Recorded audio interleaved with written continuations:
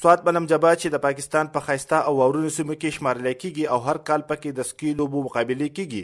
دغه لوبغاړو لپاره د پاکستان ایر فورس لخوا د سکی لوبو زده کولو باقاعده سکول جوړولو اعلان وکړی شو. په دغه لړ کې د پاکستان ایر فورس مشر ایر مارشل عاصم ظهیر باقاعده د ملم جبې دوره وکړه او د سکول ماشومانو سره لیدل کتل وکړل.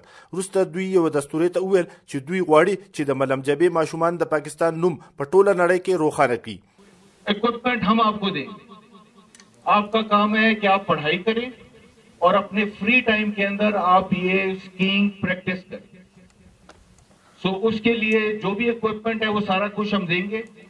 और जिस तरह अब्बास और करीम ने पाकिस्तान को रिप्रेजेंट किए विंटर ओलंपिक्स में, मैं चाहूंगा कि मालम जब्बा के बच्चे भी पाकिस्तान का फ्लैग विंटर ओलंपिक्स में लेके जाएंगे. पाकिस्तान जिंदाबाद! पाकिस्तान जिंदाबाद!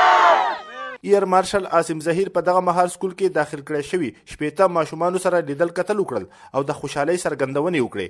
د سکول په پرانسته سکی لوبغاړو هم د خوشحالۍ څرګندونې وکړې.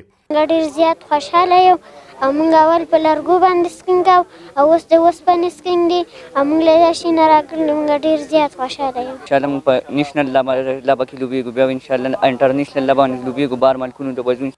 زی د سکی لوبغاړي او پوهان وایي چې د سکی لوبو تربیتی سکول سره به د سیمې زلمو ته وړاندې د تلو یو لویه موقع ترلاسه شي. बहुत ज़रूरी ये है कि जिन कम्युनिटीज़ में आप प्रमोट करना चाहते हो टूरिज़्म, आप सबसे पहले उन कम्युनिटीज़ को सपोर्ट करो और एम्पावर करो, क्योंकि ये ही फेसेस हैं उन एरियाज़ के. तो जब ये लोग खुश नहीं होंगे, इनकी कुछ लाइफ में कोई बेहतरी नहीं आएगी, तो टूरिस्ट भी नहीं इंजॉय करेंगे. तो इनको हमें खुश रखना और सपोर्ट करना बहुत ज़रूरी है. मलम जबा के स्नो स्कूल न हो اوس د سنو سکول لغه ماشاءالله زموږ په وړو کې دونه ټیلنټ ته چې دوی د خپل ملک نوم روښانه کولی شي. دستوره کې مشر میلمه ایر چیف مارشل عاصم ظهیر په مقامي توګه د سکی لوبو کې برخه اخیستونکو او ښه کارکردګي ښودونکو لوبغاړو ته انعامي شیلډونه او تعریفي سندونه هم ورکړل. په ملم جبه کې د دغه سکول جوړېدو سره به نه مقامي لوبغاړو ته وده میلاو شي، بلکې د سکی لوبې سره به د نورو خلکو مینه زیاته شي. د کیمرمین مهل شاه سره نیاز احمد خان، مشرق ټي وي، ملم جبه، سوات.